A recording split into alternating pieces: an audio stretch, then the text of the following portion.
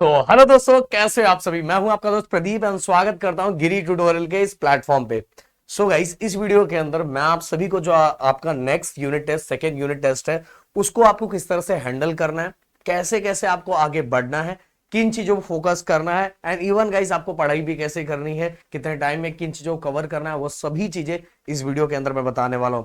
दोस्तों, अगर आप चाहते हो कि हम लोग आप लोगों के लिए एक स्पेशल 9th स्टैंडर्ड वालों के लिए भी स्पेशल सीरीज चालू करें, जैसे हम बाकी क्लास के लिए चालू कर रहे हैं, तो भाई इस वीडियो पे ज्यादा कुछ नहीं, बस मुझे गाइस 300 लाइक चाहिए एंड नीचे कमेंट में 100 कमेंट चाहिए कि सर हाँ स्टार्ट करो स्टार्ट करो स्टार्ट करो स्टार्ट करो। इसीलिए गाइस हर ग्रुप में सभी जगह तक ये वीडियो को शेयर करोगे तो रिस्पॉन्स एंड रिएक्शन होगा। तो गाइज आप लोगों को सेकंड सेमेस्टर के अंदर कुछ भी प्रॉब्लम क्रिएट नहीं होगा, ये मेरा आप लोगों से वादा है। बट गाइज रिएक्शन आपके ऊपर मैं छोड़ के जाता हूं। दोस्तों, एक और चीज मैं आपको बताना चाहूंगा कि देखो, नेक्स्ट वीडियो के अंदर, मतलब नेक्स्ट वीडियो वैसे डिस्क्रिप्शन में लिंक लग चुका है, आप जाके डायरेक्ट उसको लाइक कर सकते हो, ग्रुप में सभी जगह तक ग्रुप में भेज दो। रिफ्लेक्शन ऑफ लाइट का मैं आप सभी को मोस्ट इंपॉर्टेंट क्वेश्चंस पहले से ही बता के रखूंगा। Even guys most important questions के साथ ही गाइस मैं बताना चाहूंगा कि आप ऑलरेडी जाके क्या कर सकते हो पता है। ये देखो, मैं इधर ओपन करता हूँ, एक मिनट। हाँ, ये देखो, आप डायरेक्ट यहाँ जाओगे ना, ये देखो 9th स्टैंडर्ड का प्लेलिस्ट में जाना, प्लेलिस्ट में जाना, 9th स्टैंडर्ड थोड़ा थोड़ा नीचे आएगा तो 9th स्टैंडर्ड का साइंस का दिखेगा। इसके अंदर दोस्तों मैंने साइंस का वीडियो, इतना बेहतरीन वीडियो बनाया ना कम टाइम के अंदर, सभी बच्चे देख रहे हैं और सभी का प्यार मिल रहा, कमेंट आता है, मुझे पता चलता है भाई, बहुत प्यारे प्यारे कमेंट करते हो कि सर इतना डेंजर ये चैप्टर लग रहा था, इतना डिफिकल्ट लग रहा था, पर आपने इतना सिंपल कर दिया। भाई जाके जरूर देखना। इवन गाइस यही लाइन से आप सभी को बाकी सब्जेक्ट मिल जाएगा। अगर कुछ चीज नहीं मिल रहा है तो पूरे हक से कमेंट करना कि हाँ सर सर चाहिए चाहिए चाहिए। एंड गाइस व्हाट्सअप का लिंक भी दिया हुआ है डिस्क्रिप्शन में, जो भी चीजें मुझे आप लोगों को बोलना रहता है, जो भी बात करना रहता है, वहां से गाइस मैं आपसे सीधे डायरेक्ट बात कर पाता हूँ और चीजों भेज पाता हूँ, तो जरूर ज्वाइन कर लेना, उसका भी लिंक डिस्क्रिप्शन में है। अब गाइस देखो, जस्ट एग्जांपल हम ऐसा समझ के चलते हैं कि हमारा मतलब एग्जांपल क्या है, ये तो है ही है, आपका यूनिट टेस्ट या तो दिसंबर एंडिंग में या जनवरी में होने वाला है। तो प्लीज एक बार बताना कि आपको कुछ डेट दिया गया है। जहां तक सेकेंड यूनिट टेस्ट का टाइम लग रहा है दिसंबर के एंडिंग या जन में ही होने वाला है। इसके बाद गाइस अगर मैं उस तरह से कैलकुलेट करूं तो मैं गाइस कुछ दिन को छोड़ के मैं बस उसके अंदर टोटल 45 डेज लेता हूं। एंड इन टोटल 45 डेज के अंदर हमें गाइस अपने सिलेबस को बेहतरीन तरीके से कंप्लीट करना है। इवन दोस्तों 0% स्टडी, या तो आपको कुछ भी आता नहीं होगा, इवन सेमेस्टर 1 आपका बहुत खराब गया होगा, फिर भी गाइस अगर आपने प्लानिंग कर ली तो भाई ये सेमेस्टर के अंदर आप झंडे गाड़ दोगे एंड आप दिखा दोगे उन लोगों को जो आपको बोलते थे ना भाई इससे तो कुछ नहीं हो पाएगा। मैं बोलना चाहूंगा भाई चीजें बहुत आसान है, बस सही तरीके से समझना और उसको कैसे करना है, ऐसे समझाने वाला कोई बंदा होना चाहिए, तो है आपका भाई है, टेंशन नहीं लेना। तो लास्ट 45 डेज आप ऐसा समझ के चलो कि आपके दिमाग में लास्ट 45 डेज है। इन 45 डेज में से गाइस जैसे अभी मैं बताना चाहूंगा, जस्ट ले लो कि साइंस का साइंस 1 और साइंस 2 को मिला के, मतलब तुम्हारा फिजिक्स केमिस्ट्री एंड बायो को मिला के टोटल 4 चैप्टर आएंगे एग्जाम्स के अंदर। मैथ के 3 या 4, अलजेब्रा के 2 ले लो, ज्योमेट्री के 2 ले लो, या तो हो सकता है अलजेब्रा का एक है, ज्योमेट्री का भी एक है, पर हम मैक्सिमम लेके चल रहे हैं 3 या 4 चैप्टर दोनों का मिला के।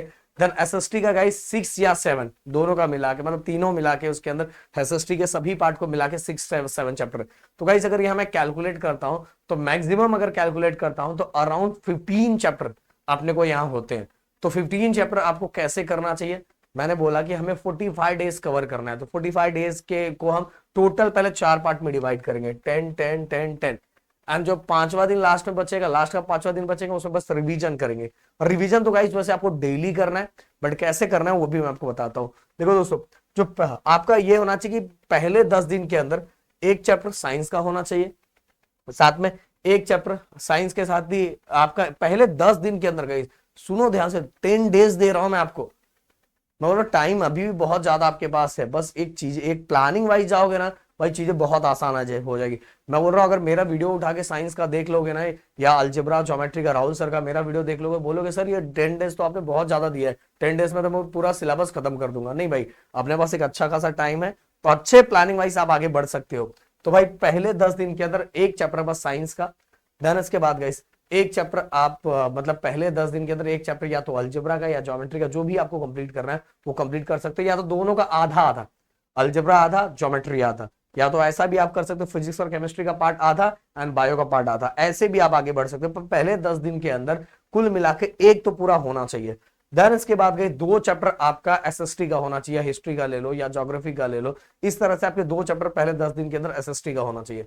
देन इसके बाद गए सेम गए दूसरे 10 दिन के अंदर उसमें भी एक, इसमें भी एक, एंड साथ में हिस्ट्री ज्योग्राफी का बस एक।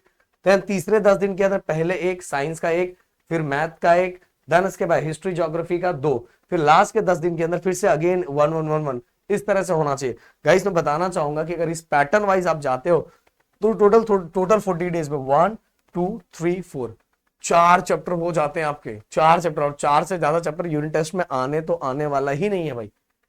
मिनिमम 3 और बहुत ज्यादा कहीं रहेगा तो जाके 4 चैप्टर आएगा। फिर भी मैंने बहुत एक्स्ट्रा यहाँ काउंट करके रखा है।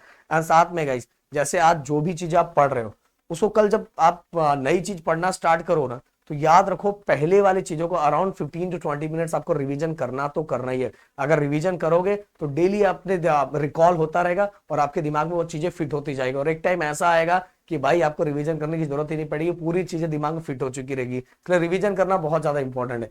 इसके बाद गाइस आपको ये पढ़ना किस तरह से है। सर आपने ये तो बता दिया कि इतने इतने दिन में ये करना है, पर सर मुझे ये समझ में नहीं आ रहा है कि जैसे अगर मैं साइंस का टेक्स्ट बुक उठाता हूँ, साइंस का एक मिनट में बुक खोल लूं, हाँ, अगर मैं साइंस का टेक्स्ट बुक उठाता हूं तो साइंस का टेक्स्ट बुक उठाने के बाद मुझे पढ़ना कैसे चाहिए सर, ये मेरे को कंफ्यूजन हो रहा था। गाइस मैं जैसे यहाँ आपको बता देना चाहता हूँ, जैसे मान लो अब रिफ्लेक्शन ऑफ लाइट है, रिफ्लेक्शन ऑफ लाइट के अंदर गाइस आप जब पढ़ रहे हो तो गाइस सबसे पहले यहाँ इस पे ज्यादा फोकस करो। ये देखो ये वाला topic, mirror and types of mirror, spherical mirror और उसका इमेज, फिर इसका magnification due to spherical mirror. मैं बोल रहा हूँ गाइस ये चैप्टर ना अराउंड 15 to 20 मिनट्स, और 15 to 20 मिनट चलो आप पढ़ने का है। आप अगर दिन भर इसको टाइम दो, मेरे वीडियोस पहले आप अच्छे से देख लो, 2 दिन 3 घंटा इस पे टाइम दे दो, आप पूरा चैप्टर कर लोगे। फिर भी मैंने इसको 10 दिन टाइम दिया है, मतलब कोई भी एक चैप्टर या साइंस 2 या साइंस और कोई भी एक चैप्टर 10 दिन में खत्म करना है। सो गाइस जैसा भी एक एग्जांपल लूंगा वैसे मैं इसके इंपॉर्टेंट क्वेश्चंस मैं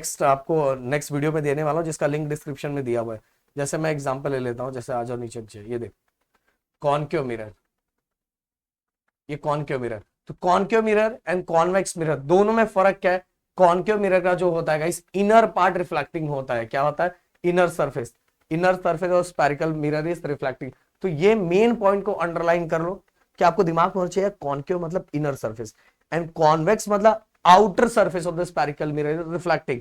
ये अगर मेन पॉइंट दिमाग में फिट कर लोगे तो तुरंत याद हो जाएगा। इसके बाद guys pole, centre of curvature, radius of curvature, principal axis, फिर इसके फोकल लेंथ, ये सभी ये डायग्राम को देखो, और ये डायग्राम को देख के इसके अंदर से भी पॉइंट मैं बता रहा हूँ guys, centre of curvature, radius of curvature. तो गाइस एक सेंटर ऑफ कर्वेचर आ गया ना, सेंटर ऑफ स्फीयर उस the mirror is the part, बस सेंटर ऑफ स्फीयर यहां आपने बोला तो सेंटर ऑफ स्फीयर उस the mirror is the part, यहां बस रेडियस ऑफ द स्फीयर बोल दिया तो ये रेडियस ऑफ कर्वेचर वाला डेफिनेशन हो गया, ये वाला।